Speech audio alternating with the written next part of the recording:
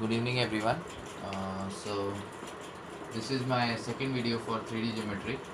Okay, 3D geometry second lecture. Okay, so basically today we will see how we represent the equation of a line. Okay, if we are given a line and we are given a point P whose position vector is a vector and we have a vector B which is parallel to this line. So how we can represent the equation of this line using vector form, means vectorially. Okay, so suppose we take a variable point Q whose position vector is R. Suppose we take the variable point Q whose position vector is R, then this is origin, which is the null vector.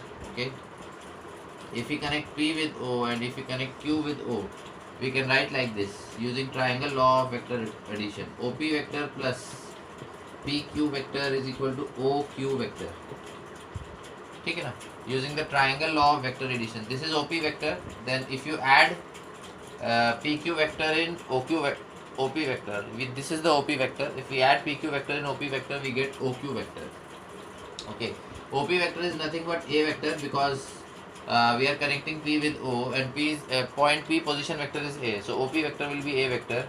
Then PQ vector is parallel to B vector. So we can write this as scalar multiple of B vector. So this is lambda B vector and OQ vector is R vector.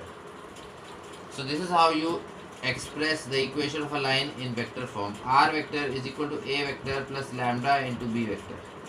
R vector is equal to A vector plus lambda into B vector, where A vector is the position vector of point lying on the line and B vector is any vector which is parallel to the given line. Okay, so this is called the vector form of line. This is called the vector form of line. If suppose I want to write this equation in Cartesian form. Cartesian form means in terms of x, y and z. Okay, so we have this point P. The coordinates of point P is x1, y1, z1. Okay, and we have this vector B which is parallel. So vector B is b1 I cap plus b2 j cap plus b3 k cap. Okay, this vector is parallel, and then this is Q. Q is the variable point which is R vector. So R vector, I can write the coordinates of Q as Q x, y, z. That is the variable point. Okay, so in vector form I had R vector is equal to A vector plus lambda B vector. So if I write this vector using the x, y and z coordinates, so R vector I can write as x I cap plus y j cap plus z k cap. Then A vector is the position vector of point P, so x1, y1, z1. So this I can write as x1 y cap plus y1 j cap plus z1 k cap plus lambda into B vector, and B vector is nothing but this vector which is b1 I cap plus b2 j cap plus b3 k cap. So we can compare the corresponding coefficients, like the coefficient for I cap here is x. Okay, the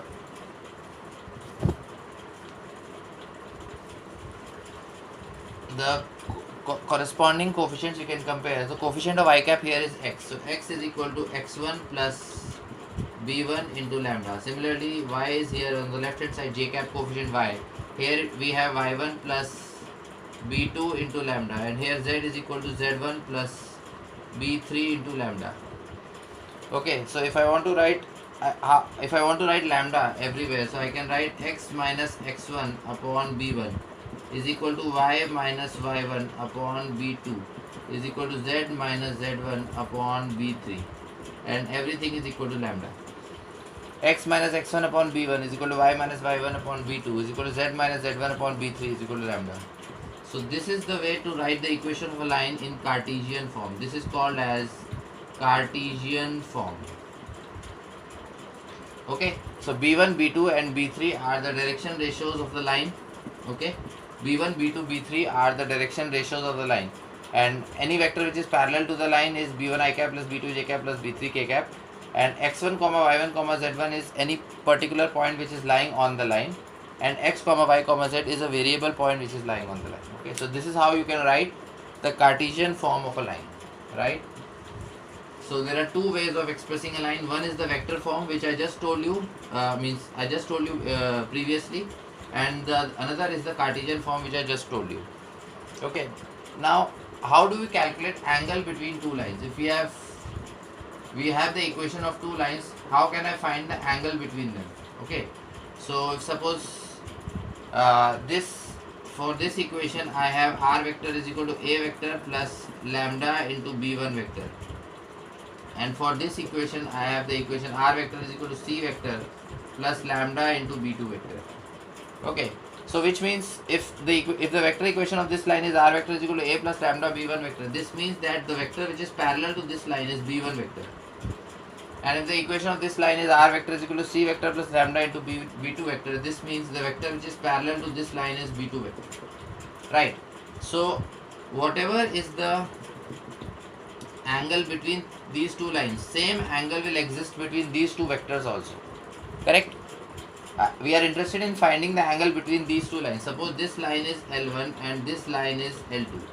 So we are interested in finding the angle between these two lines. Now B1 vector is parallel to this line and B2 vector is parallel to this line. B1 is parallel to L1 and B2 is parallel to L2. So obviously same angle will exist between these two vectors also, B1 vector and B2 vector. Okay, so in that case we can apply the dot product.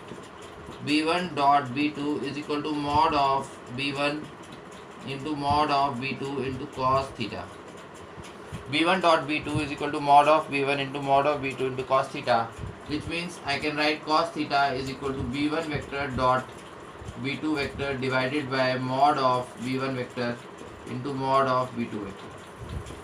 In this way we can find the angle between these two lines. Just take the dot product of the parallel vectors and then divide the dot product by the magnitudes of those vectors. So we will divide the dot product by the magnitude of B1 and we will also divide by the magnitude of B2. Okay. So this is how we can find the angle between two lines, right? So this was one concept, and then another concept is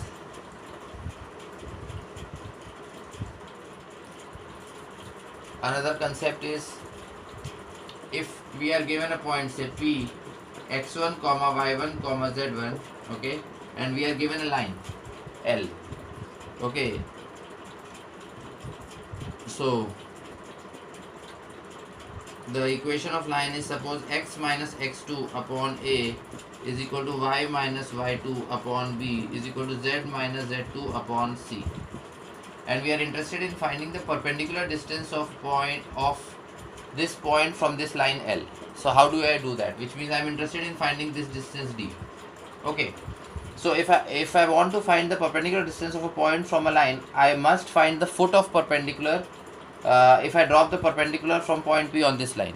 Okay, so the first step is we must find the coordinates of this point, which is Q, which means the foot of perpendicular from that point onto the given line. Okay, so suppose I take this to be lambda and I express x, y and z in terms of lambda. So how can I express? We'll cross multiply. So a into lambda plus x2, then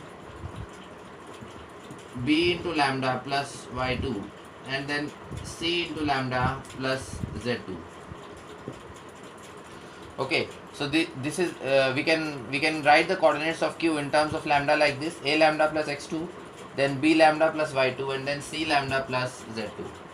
Now if I want to write the direction ratios for PQ, direction ratios of PQ, I can get the direction ratios by subtracting the corresponding coordinates. Okay, I can get the direction ratios by subtracting the corresponding coordinates. So a lambda plus x2 minus x1, then b lambda plus y2 minus y1, and then c lambda plus z2 minus z1. Okay, a lambda plus x2 minus x1, then b lambda plus y2 minus y1, and then c lambda plus z2 minus z1. So this will be the direction ratios for PQ.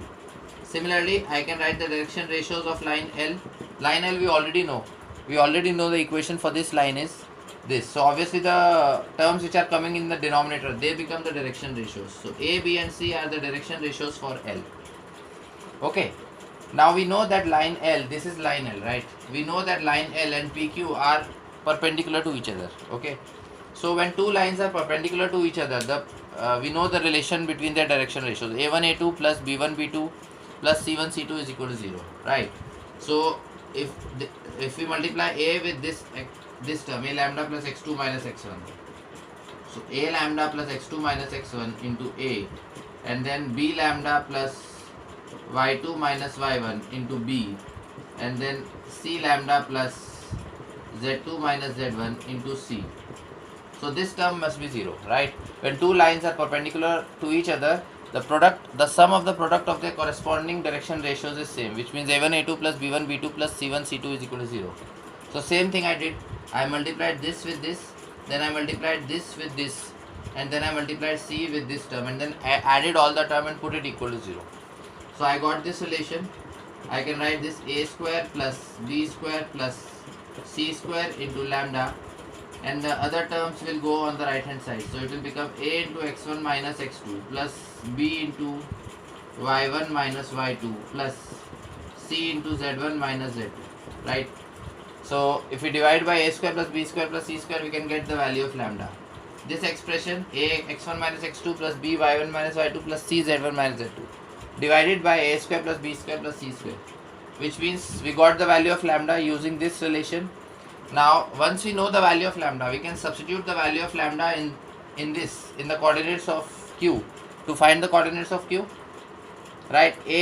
Everything else is known apart from lambda, and once we have found the value of lambda, we can substitute the value of lambda and get the coordinates of q.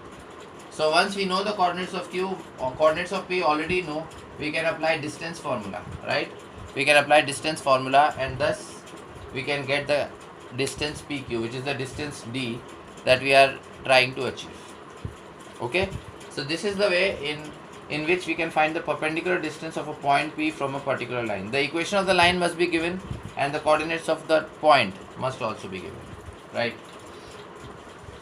So this was one thing. And then another concept is how to find image of a point with respect to a line. Okay,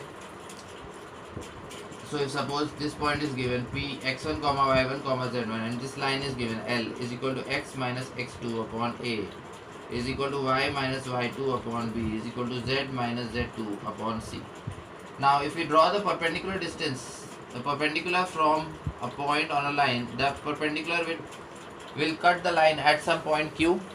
Now we take that perpendicular on the opposite sides up to the same distance d. So if this distance is d, we take the same distance on the opposite side of that line.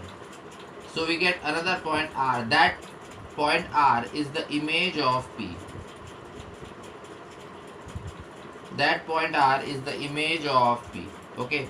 So if someone asks you to find the image of a point with respect to a given line, okay, questions are also like asked on the image of a point. Okay, so what do you mean by image? Basically, image means that we are interested in finding the distance we are interested in finding the point which will lie in the opposite side of the line at equal distance from the line, which means if this distance is d, same distance d, we have to go on the opposite side of the line, and that point will be called as the image. Okay, so basically q is the midpoint of PR. So if we know the coordinates of q, if we know the coordinates of q, we can calculate the coordinates of r using the midpoint formula, right? And I just told you in the topic that I just explained, I just told you how do we calculate the coordinates of q, because in the previous topic we were finding the perpendicular distance, right? In the previous topic we were finding the perpendicular distance. So in order to find that distance, first I had to derive the coordinates of q. So we can apply the same formula to get the coordinates of q. Suppose the coordinates of q come to be x3 comma y3 comma z3. Now once we know the coordinates of q, we can assume the coordinates of r as h comma a comma u, and then apply midpoint formula, which means x1 plus h by 2 will be equal to x3. So h I can write as 2x3 minus x1.